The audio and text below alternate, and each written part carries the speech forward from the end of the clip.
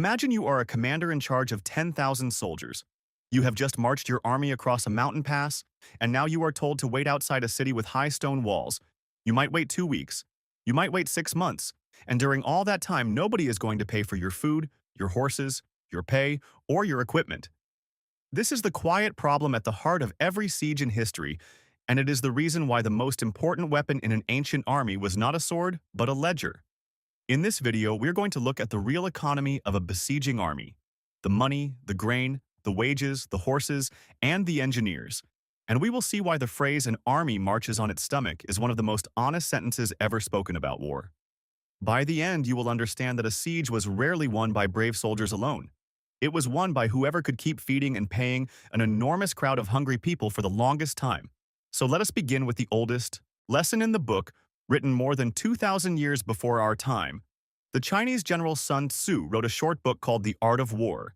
And in it, he said that there is no instance of a nation that has benefited from prolonged warfare. He was talking about exactly this problem. Because a war that drags on costs money, and a siege is the slowest kind of war there is. Sun Tzu advised generals to take cities quickly, because every extra day meant more grain eaten, more wages unpaid, and more restless soldiers. Ancient writers understood that a city did not fall to courage alone. It fell to empty storehouses and empty purses. And yet commanders kept laying siege for thousands of years, so we need to understand what a siege actually cost. And to do that, we first need to count the people who were standing outside the walls. When historians say that an army of 10,000 men laid siege to a city, the real number of people involved was always much larger because a besieging army was not just soldiers, it was three separate crowds living together. The first crowd was the fighting men, the men who held weapons and guarded the camp. The second crowd was the laborers and the specialists, the engineers who built siege towers, the carpenters, the smiths, the masons, the wagon drivers, and the cooks. And the third crowd was the supply train, the animals, the carts, the pack horses, and the wagons carrying grain, water, and tools. In many periods of history, the number of camp followers was just as large as the number of soldiers. So a recorded army of 10,000 might easily mean 20,000 mouths to feed every single day. And every one of those mouths needed food. Every one of those animals needed hay and water. And every one of those people expected to be paid. Let us start with the most basic cost of all: the food. The daily ration of a Roman soldier around the time of the early empire was roughly a kilogram of grain, mostly wheat, per day. And that is just the soldier. If you add the pack animals and the laborers, one hard number emerges. An army of about 10,000 effectives needed something like 10 tons of grain every single day. 10 tons is a serious amount. It is roughly the weight of 5 or 6 small cars, and that was just for one day. For 100 days of a siege, that is 1,000 tons of grain, and you had to transport that grain, store it, protect it, and pay for it before a single arrow was ever fired. To make this concrete, grain in ancient Rome was bought and sold in a measure called a modius, which held roughly 6.5 kilograms of wheat. In ordinary, peaceful times, a modius of wheat in the city of Rome might cost around 3 to 5 sestertii. And because 1 silver denarius equaled 4 sestertii, a modius of grain was roughly 1 denarius. Meanwhile, a Roman legionary was paid about 225 denarii per year, which means that even at a good peacetime price, a single soldier's own grain for a year could eat up a large slice of his entire salary. And armies did not pay peacetime prices, because when an army marched into a region, the local farmers often hid their grain, sold it at inflated prices, or simply ran away. So the besieging army often had to pay double or triple the normal price, or send out foragers to take grain by force. And foraging is a word that hides an enormous cost of its own. Let us think about the animals, because people forget that armies were powered by horses and oxen long before they were powered by engines. A working horse needs a serious amount of food, roughly 10 to 15 kilograms of hay and grain every day, plus a lot of water. A force using 10,000 horses needs something like 100 tons of fodder per day, and fodder is heavy, bulky, and hard to transport. Some siege trains used oxen to pull the heaviest wagons, because oxen are strong, but oxen eat even more than horses, and they are slow, so the supply problem multiplied. This is why armies in the ancient and medieval world often tried to live off the land, meaning they took food from the countryside around them. But there is a hidden trap in living off the land. The countryside around a besieged city quickly runs out of food. After a few weeks, there is nothing left to take, and then the army must bring everything from far away, over roads that turn to mud, at prices that keep climbing. The famous saying that an army marches on its stomach is often credited to Napoleon.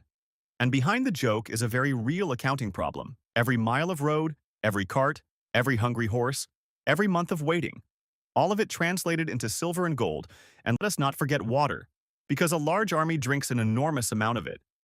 Horses and men together on a hot day can easily consume many tens of thousands of liters of water. And water is heavy. An army cannot carry it in large quantities. So armies camped near rivers and springs, and the availability of water often decided where a siege could even happen. The ancient Assyrians, who were famous for their siege trains, understood all of this very well. They built disciplined armies that brought their own food, their own engineers, and their own siege equipment. And they planned their campaigns around the grain harvest so that there would be food to take. A great Assyrian siege was as much a supply operation as it was a military one, and their empire grew because they solved the logistics problem that broke so many other armies.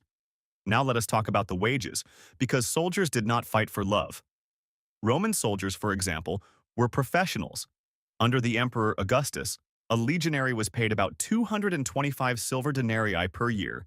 Out of that salary, the army deducted the cost of his food, his clothing, his armor, and his weapons. So the money that actually reached the soldier's hand was much smaller. And here is the dangerous part of military economics. A soldier who is not paid is a soldier who mutinies. History is full of examples of armies that stopped fighting. Not because the enemy was strong, but because the money was late. In the late 1600s, the Spanish army in the Netherlands, which was one of the most famous fighting forces in Europe, was famous for something else as well. It was also famous for its mutinies. When the crown ran out of money and stopped paying its soldiers, whole regiments refused to serve, occupied towns, and demanded their back pay. So, supplying an army was not just about food. It was about cash flowing to the right hands at the right time. And a siege, with its endless waiting, was the worst possible situation for keeping money flowing, because nothing was being captured, no new loot was coming in, and the bills kept arriving every single day. To appreciate how heavy these bills really were, consider the cost of a single Roman legion. A legion in the early empire was roughly 5,000 to 6,000 men, and the state paid for their food, their equipment, their armor, their barracks, and their wages. Modern historians have tried to estimate the total, and the numbers are staggering.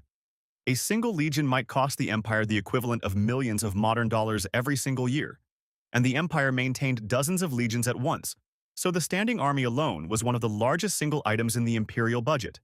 And that was just for peacetime. When the legion went on campaign and laid siege, every cost went up. The soldiers ate more. The horses needed more feed, the engineers needed more wood, and the state needed to send more gold to the front. This is why the Roman Empire built roads, because roads were the blood vessels that carried food and money to the armies, and a general who lost his supply road lost his army.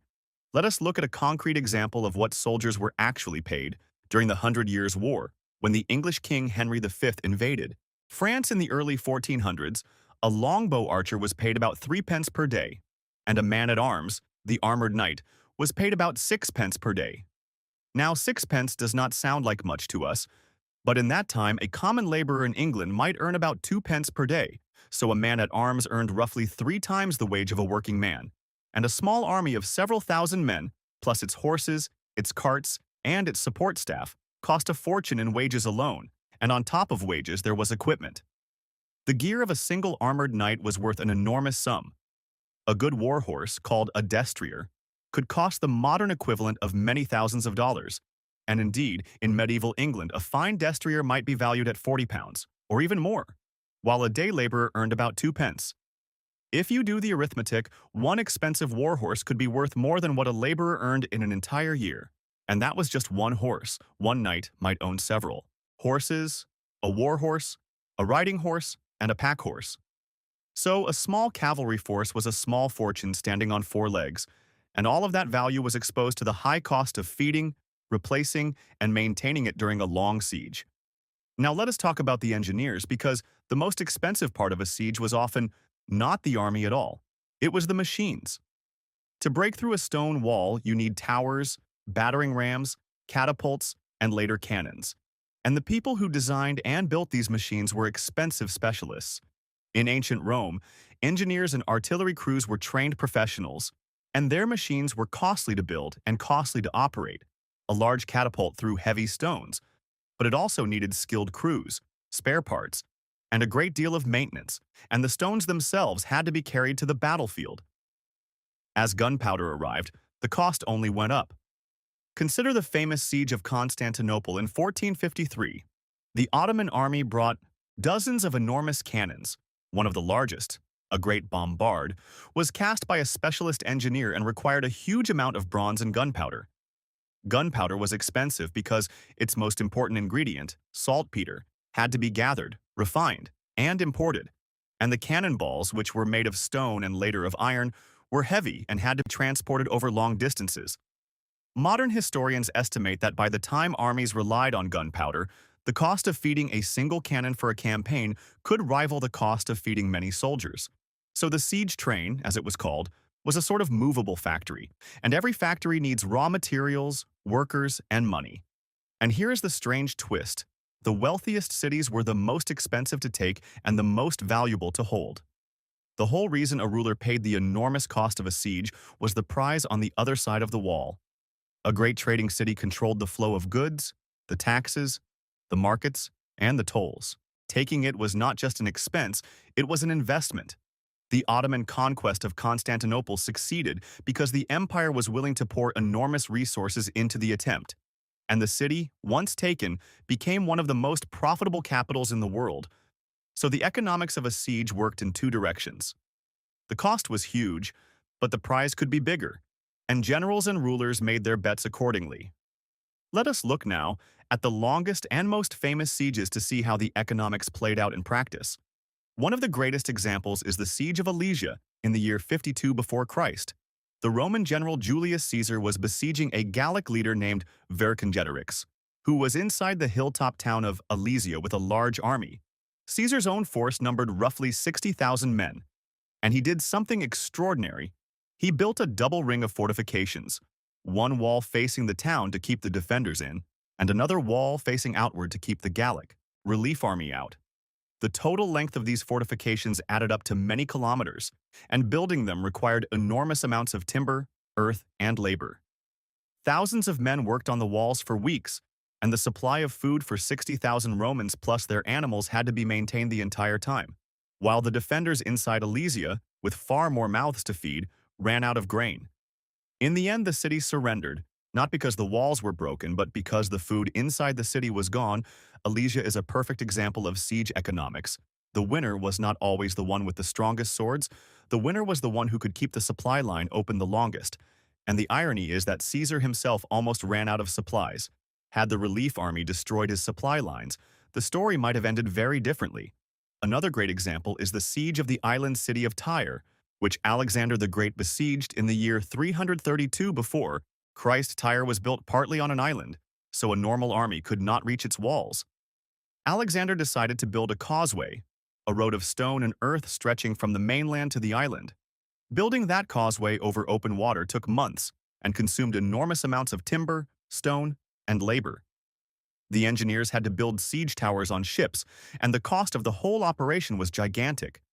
Yet Alexander understood that the city was a vital economic hub, a wealthy port that controlled trade, and he was willing to spend a fortune to take it. This is a lesson about how economics shapes strategy. Sometimes the most expensive siege in the short term saved the most money in the long term, because the city's wealth and trade routes were worth more than the cost of the campaign. Tyre fell after months of work, and the trade network fell with it.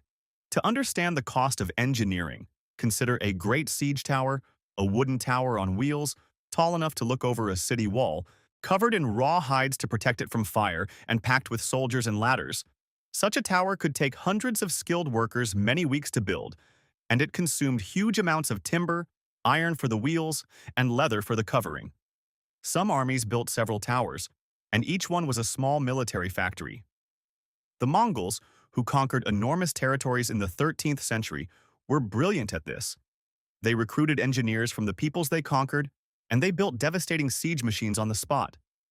But even the Mongols understood that supplies were everything. They moved with their herds and their supply trains, and they timed their campaigns so that their horses could graze and their men could eat. An army that could move fast and feed itself could afford to besiege, while a slow army that ran out of food could not. Let us return to the medieval and early modern world. Because the economics of siege there is even better documented in Europe.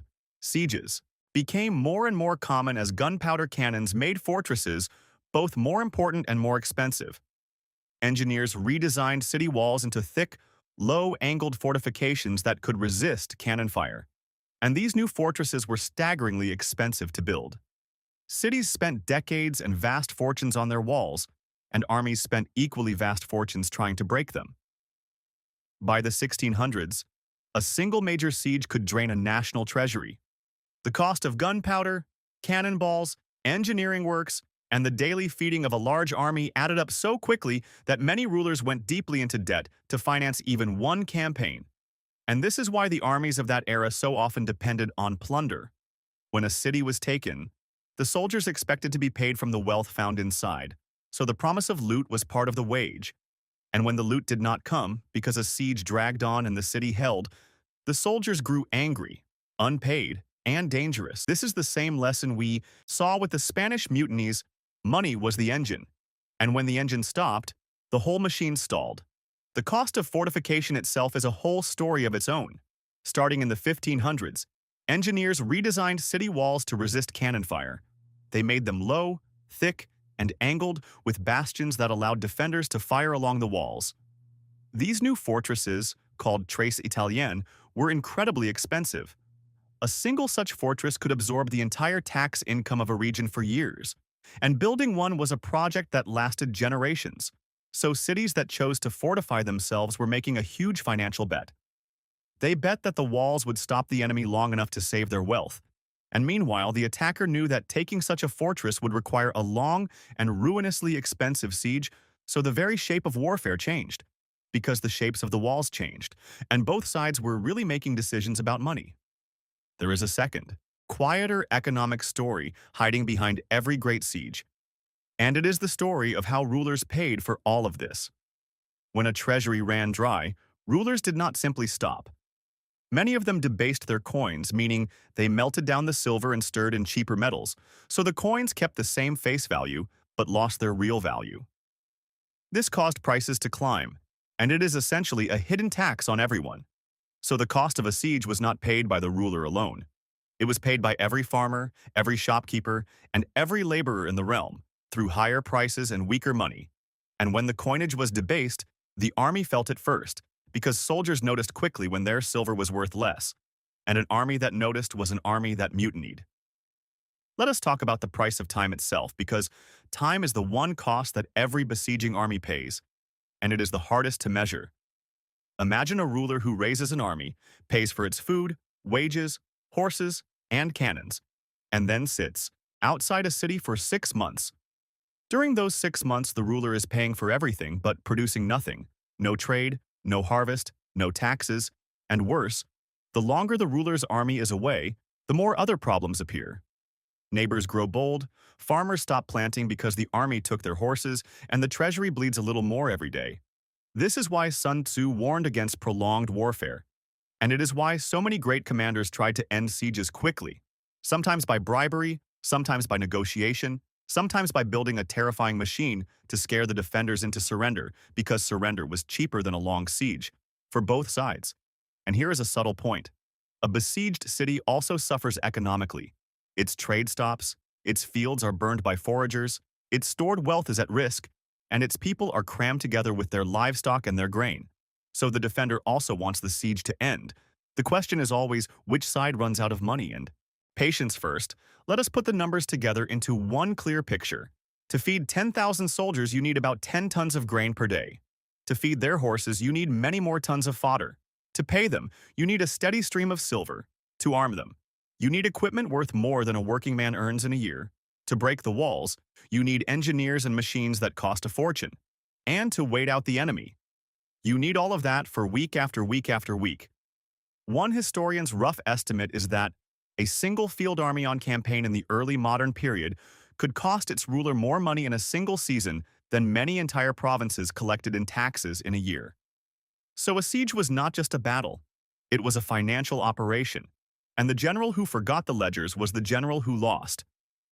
Let us look at one more great example to bring it all together. The Siege of Vienna. In 1683, the Ottoman Empire laid siege to the city of Vienna with an enormous army. Ancient and modern accounts differ on the exact numbers, but it was one of the largest armies Europe had ever seen, with estimates ranging into the hundreds of thousands when you count the support staff, feeding and paying. Such a force was a monumental task, and supplying it across hundreds of kilometers was a triumph of logistics in its own right. The siege went on for weeks, and it was finally broken when a relief army arrived from the west. The economic lesson is the same one we have seen everywhere. The besieging army, enormous and powerful, was also enormous and expensive, and it could not stay forever. Eventually, the cost became too great, and the campaign ended, not because the walls had fallen, but because the whole operation had become too expensive to continue. This pattern repeats again and again in history. The biggest armies were often the most fragile because they were the most expensive to keep alive. There is one more cost that historians love to calculate, and it is the cost of reinforcement. A siege wears out an army, not through battle alone, but through exhaustion, spoiled food, and broken equipment. Horses went lame, wagons broke on bad roads, tools wore out, and cloth rotted. So a besieging general constantly needed fresh soldiers, fresh horses, and fresh supplies from home, and every one of those replacements had to be recruited, paid, fed, and marched to the front, which cost money at every step. In economic terms, a siege was a machine that slowly consumed money, and whoever could shovel new money into the machine the fastest was the one who won. This is why successful commanders were so often also successful financiers. They understood that war was a business, an expensive, dangerous, and utterly unforgiving business. And there is a final layer most people never see, the negotiation that ended many sieges without a single stone being broken. Rulers on both sides understood that a long siege was bad for everyone. So they talked. The defender might agree to surrender if the attacker promised to pay the garrison's wages, or to let the merchants keep their goods, and the attacker might accept a payment to avoid destroying a wealthy city, because a ruined city was worthless. But a city that surrendered and kept its trade was a prize worth far more. So the siege ended not with a fight, but with a payment, a quiet agreement about money. And this is why so many cities in history surrendered peacefully. Economics made the deal, not the sword. So let us step back and think about what all of this means for how we understand the past. When we picture a siege, we usually picture brave soldiers, tall walls, and maybe a battering ram. But the real story is quieter. It is the story of grain sacks, pay chests, hay wagons, and engineers' wages. The people who won sieges were the people who could count, who could plan years ahead, and who could keep millions of kilograms of food flowing to the right place. The defenders who won were the ones who could stretch their stores, and the attackers who won were the ones who could outlast the enemy's patience and their own costs. Economics decided the outcome of wars far more often than we are taught in school. And this brings us to a final, fascinating idea. The word economy itself shares a root with the word household, to manage a household. And in a very real sense, a besieging army was a moving household, an enormous, hungry, expensive household that had to be fed, clothed, paid, and housed every single day. Manage that household well, and you could move mountains. Mismanage it, and you could lose everything. Even with the strongest army in the world. The generals of antiquity knew this. The accountants of the ancient empires knew this. And the great lesson of siege history is that the pen, the scales, and the grain sack have always been just as powerful as the sword. Thank you for watching. And the next time you see a story about a great siege, remember to ask the most important question of all, who was paying the food bill? Because that, more than anything else, is who really won.